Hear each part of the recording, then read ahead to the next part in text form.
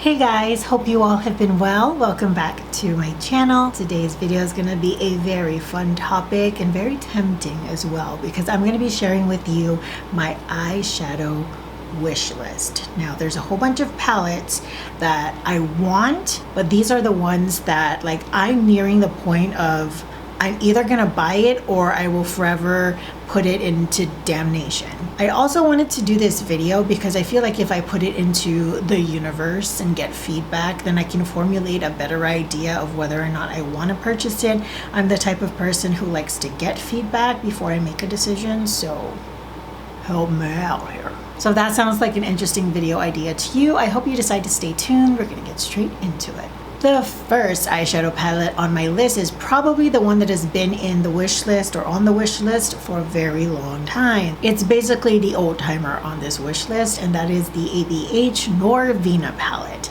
I've spoken about this palette many times on this channel about wanting to get it, deciding not to get it, and it has gone back and forth into and out of carts over the past few years, probably since it first launched. And I feel like I've come to a point where I might just need to purchase it so I can get the curiosity out of my brain. Because what usually happens is I say no and then I see someone use it and I go yes, and then we work on saying no again, and then it just pops up in another video. So I think I want to just try it for myself. I've never seen this particular palette go on sale, so I don't know what the deal with that is. I hope I can get it at a cheaper price. I don't want to pay the almost $50 that it is. I mean, I don't know if I'd ever find anyone who's like, yeah, I love paying full price. However, that's more than likely what I'm gonna have to end up doing. I don't know how soon or how far away from now that'll be, but ultimately I think I'm gonna have to end up just purchasing it, trying it out for myself, and if I like it, great, I get to keep it. And if I don't, I have a plethora of people that I could, gift it to. Damn it, it gets me every time. I don't know what it is about it, because it's not like a color story that makes me go, oh my god, it's amazing. I don't know if it's just the placement of color. Who knows? Because I don't, but I still think about it all the time. Next on the list, we have Dominique Cosmetics, and she has recently come out with this transitional palette. It's completely matte, running from warm to cool to neutral, and I've heard about Dominique Cosmetics since her first latte palette launch.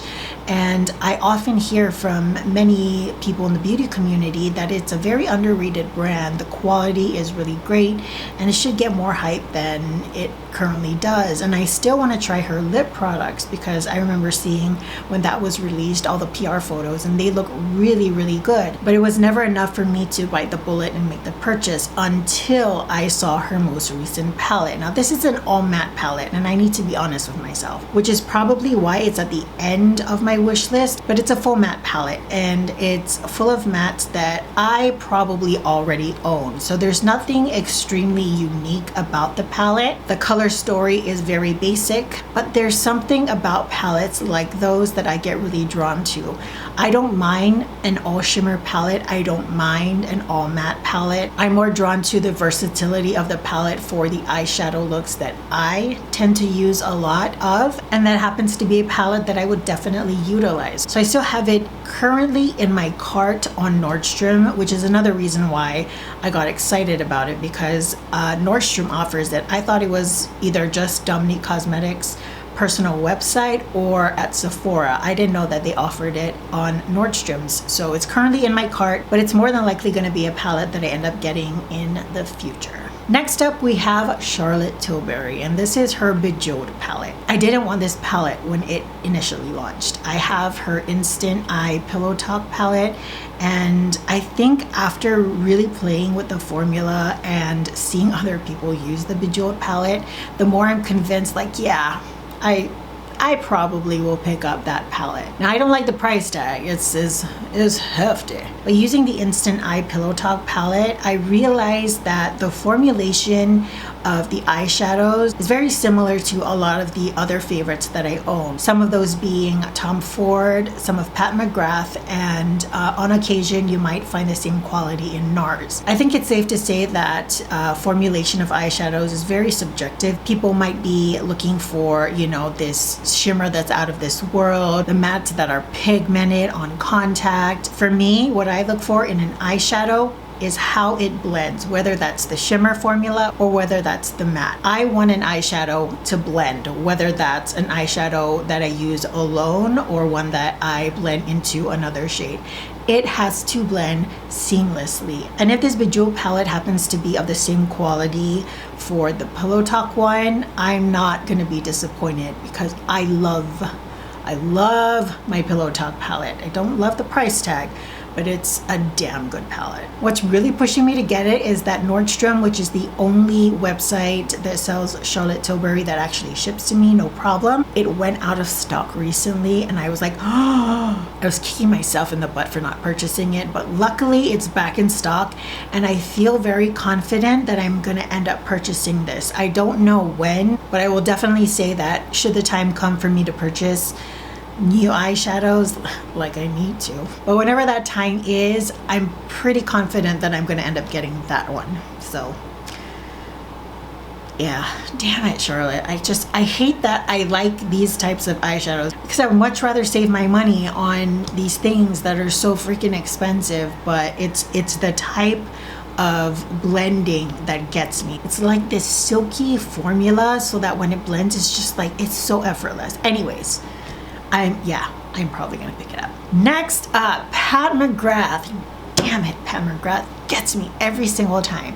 So I currently have 5 palettes. Now, there are 2 other palettes that are on the wish list, but I never felt the urgency to buy it because I already have other ones to play with, but I've been playing with them so much that I'm like, maybe it's the time, you know, maybe it's time to just get another one. I will not purchase a Pat McGrath palette at full price. I refuse to do this. So what I'm gonna do is I'm gonna wait till another 25 or 30% off comes up on the website and I'm gonna snatch it up. It's gonna happen. I don't know if it's gonna be the next sale or the one after, but I'm gonna wait till her website says 25 to 30% off on Mothership palettes. And the 2 that are currently on my wish list, I put it up here because I don't have them memorized. How do people memorize all of Pat McGrath's palette in order? So the first palette, which is probably number 2 out of the ones that I'm going to be naming today, is the Mothership VI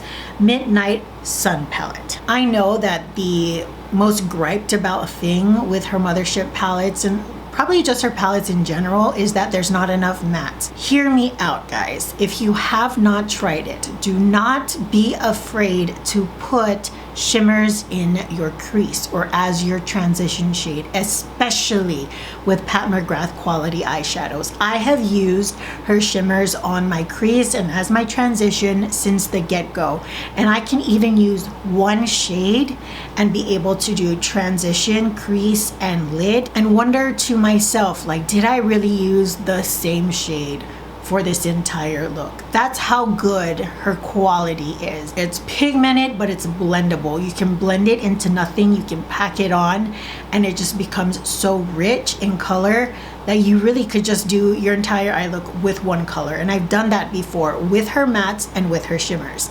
I know Pat McGrath is expensive. I will never deny that. Again, I'm not going to pay full price for this palette, but there is something special. I understand the hype of Pat McGrath because she lives up to the expectation.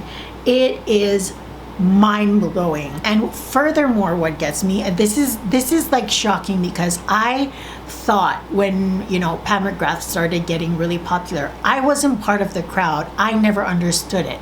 So when I got my first palette, I went, oh, this is why everyone's talking about it. Her color selection, I don't know, tell me if I'm wrong, but I look at her palettes and I wonder, why the hell are these colors put together? I don't look at the palettes and think, that makes a whole lot of sense. But then I play with it and I do different looks, and the looks turn out looking very different, but beautiful. How the hell How? That was a complete tangent, but that's how much I love her eyeshadows. I love her eyeshadows. So the Mothership VI Midnight Sun is on the list, but the one I know that I'm gonna get next for sure is gonna be the Mothership III, and that is the Subversive palette. This went out of stock once, and I was getting at myself because it was around the time that I got the Mothership II. And I remember thinking, like, should I just get that one? You know, I'm getting a really good discount already. Should I just get that other palette? And I ended up not picking it up.